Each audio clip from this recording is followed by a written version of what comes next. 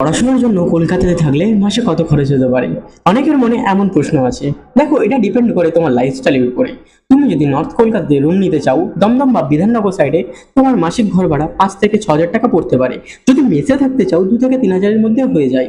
আমি দমদম সাইডে ঘর ভাড়া নিয়ে থাকি, আমার ঘর ভাড়া নেয় 3 হাজার টাকা, একটু ভিতরের দিকে বলে। আর কারেন্টের বিল আসে মাসে 250 টাকা মতো।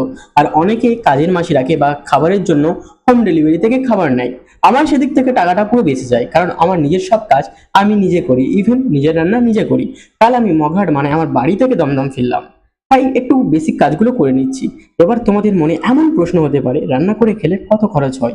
দেখো, আমি কলেজ থেকে ফিরে সন্ধ্যায় রান্না করি, আর কলেজ যাওয়া আসার গাড়ি ভাড়া ধরো মাসে আমার 600 টাকা মতো খরচ হয়, কারণ আমি মাসে 15 দিন মতো কলেজ যাই। আর সন্ধ্যায় যে খাবারটা আমি রান্না করি সেটা কখনো কখনো সকালে উঠে জল দিয়ে পান্তা করে খেয়ে নিই, ব্রেকফাস্টের জন্য, টাকা বাঁচানোর জন্য আর কি। আর দুপুরের খাবারটা কলেজে গিয়ে খেয়ে নিই। দেখো, যখন তুমি